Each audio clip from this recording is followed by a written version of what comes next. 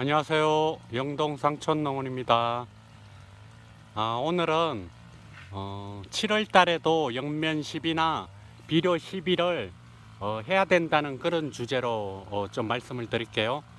보통은 이제 배우기를 착색을 위해서 보통 6월 달까지 이제 시비를 중단하라고 그러잖아요. 근데 일괄적으로 그렇게 생각을 하시면 안 되고, 이제 어떤 나무에는 7월 달까지도 시비를 적극적으로 해야 돼요. 그런 나무에 대해서 오늘은 이제 얘기를 한번 해볼 건데요. 이 밭은 이제 M9 작은묘 사과밭이에요. 3년차 사과밭이에요. 이 두 줄이 그러니까 3년차고요.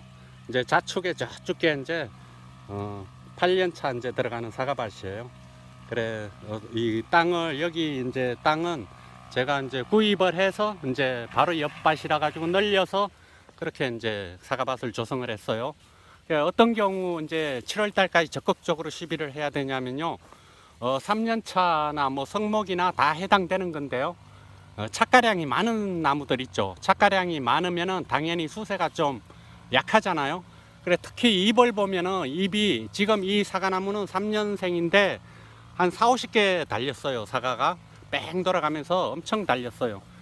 그런데 이 착가량이 3년 차에 이 정도 많으면요, 이걸 적극적으로 시비를 하지 않으면 사과가 이게 너무 작아요. 지금은 사과가 큰데 한 10일 전만 해도 이게 지금보다는 잎 크기라든지 잎 두께라든지 이런 게 약했었어요. 그런데 제가 한 10일 전에 요소 1000리터에 요소 3kg를 넣어 가지고 간주 시비를 한번 했고요. 이 토양에다가 간주 시비를 하면서 동시에 이제 이 잎에다가 연면 시비도 같이 해줬어요.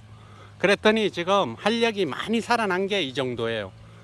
여기는 이제 간수 시설이 요 두 나무는 안 돼 있어요. 저기 저 앞에서부터는 간수 시설이 돼 있어 가지고 물을 자주 줬는데, 여기는 이제 물을 자주 못 주다 보니까 착가량도 많고 그래 가지고 수세가 좀 약했었어요. 그런데 이제 어떤 분들이 보통 그러잖아요. 6월 이후에는 시비를 하면은 착색이 안 되고 그런다고. 그런데 그거는 이제 수세가 좋은 나무, 그런 나무만 그런 거예요. 수세가 약하고 잎 두께가 얇다든지 이 잎이 이제 크지 않은 거는 수세가 약한 거예요. 그래서 그런 거는 요소 간주나 연면십이나 그런 걸 적극적으로 해줘도 사과 착색에 괜찮아요. 수세가 세지 않기 때문에 착색에 전혀 문제가 없어요. 제가 이 실험을 몇 년을 해봤어요. 그래서 제가 7월 말까지도 수세가 약하고 많이 달린 나무들, 그런 나무들은 적극적으로 제가 토양에다가 간주도 하고 연면 시비도 하고 토양 살포도 했었어요. 그런데 되도록이면 토양 살포는 비료를 안 하는 게 좋죠. 왜 그런가 하면 토양 살포를 하면은 바로 녹아가지고 그게 다 섭취할 수 있는 게 아니잖아요. 그리고 아무리 비료라고 그래도 그 비료기가 오래 가잖아요. 그러니까 연면십이나 간주를 해주는 게 제일 이제 효과도 빠르고 빨리 비료 성분이 이제 없어지잖아요. 그래서 이제 그 두 가지 중에서 하나 선택해서 하셔도 되고, 저같이 이제 두 가지를 동시에 이제 해도 돼요. 그래서 세력이 약한 거는 주저할 필요 없어요. 그 일괄적으로 6월 이후에는 시비를 하지 말라고 그렇게 하는 거는, 그런 거는 이제 수세가 좋고 그런 나무한테만 해당되는 거지, 수세가 약한 나무들은 전혀 아무런 상관이 없어요. 그래서 수세가 약한 나무들은 마그네슘도 연면 시비를 적극적으로 해줘야 되고요. 마그네슘 안 그러면 이제 저같이 엽서 현상이 올 수도 있고 그렇기 때문에 특히 장마철이나 장마 후나 이럴 때는 이 흐렸다가 갑자기 해가 뜨고 그러잖아요. 그러면은 이게 생리장애를 많이 해요. 특히 이렇게 수세가 약한 나무들 있죠. 이런 거는 정발을 많이 하잖아요. 날이 뜨거우니까 이 잎에서 수분 정발을 많이 하는데 물 공급을 제때 안 해준다든지 영양분이 부족하다든지 질소 성분이 너무 많다든지 그런 경우에는 이제 생리장애를 하는 경우가 많아요. 그래서 제일 중요한 게 질소와 가리의 균형 시비예요. 이게 사과를, 품질 좋은 사과를 만드는 게 최종 목표잖아요. 착가량도 많으면서 사과를 크게 키우는 게 최고의 기술이잖아요. 그 두 가지를 한꺼번에 이제 할 수 있는 거는 질소와 가리의 배합이에요. 조화죠. 조화가 돼야 돼요. 가리 성분만 많다고 해서 이게 사과가 굵어지지가 않고요. 입이 이제 튼튼해야지 거기서 양분이 가리와 조화롭게 해서 저 과일을 크게 만드는 역할을 하는 거예요. 그러니까 질소 성분이 부족하면 안 되겠죠. 그래, 이 입이 얇다든지 입이 크기가 적다든지 그러면 질소 성분이 약하다는 뜻이에요. 그러니까 질소 성분도 적극적으로 공급을 해줘야 돼요. 그리고 마그네슘이나 이런 거 연면 시비 주기적으로 한 일주일에 한 번씩 해주면 좋아요. 한 두세 차례. 그래야지 생리장애도 안 하고 엽서 현상이라든지 이런 것도 안 하고 사과 크기도 커지고요. 요소하고 가리만 한다 해서 무조건 사과가 커지는 건 아니죠. 그거 좋아해요. 그러니까 이제 저번 영상에서도 말씀드렸다시피 사과만 크고 또 퍼석퍼석하면 안 되니까 또 칼슘을 잘 해야 되고요. 그래, 칼슘 이야기는 저번에 많이 했으니까 이제 오늘은 안 하고요. 그래서 수세가 약한 나무는 적극적으로 시비를 하셔야 돼요. 7월 달에도 7월 말까지는 부사 같은 경우는 괜찮아요. 제가 해봤어요. 계속 막 한 일주일마다 5일마다 이렇게 복합비료 2종 복합비료죠. 가리 요소 들은 거, 질소 가리 들은 거 연면 시비도 많이 해주고 그랬는데도 수세가 약한 것들은 착색 잘 되더라고요. 차라리 수세가 너무 약할 때 착색이 안 돼요. 입이 튼튼하고 그래야지 착색도 잘 되지, 수세가 무조건 약하다고 해서 착색이 잘 되는 건 절대 아니에요. 그거를 이제 아시고 잎 두께라든지 잎 크기라든지 이거를 잘 유지했을 때 사과가 아주 크면서 착색도 잘 되고 품질 좋은 사과를 이제 수확할 수 있는 거예요. 그래서 일괄적으로 이제 교육할 때 6월 이후에는 연면십이나 비료량을 절대 하면 안 된다. 그런 원칙은 그냥 일반적인 수세가 좋은 나무에 해당되는 거예요. 수세가 약한 나무는 거기에 해당이 안 되고요.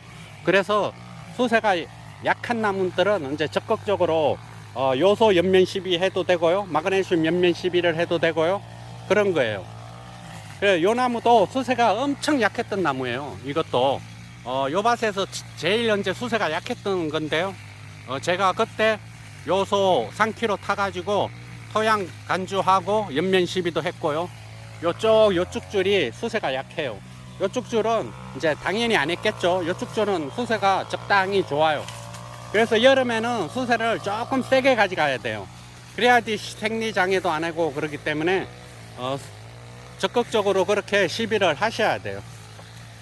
요것도 이제 3년생이에요.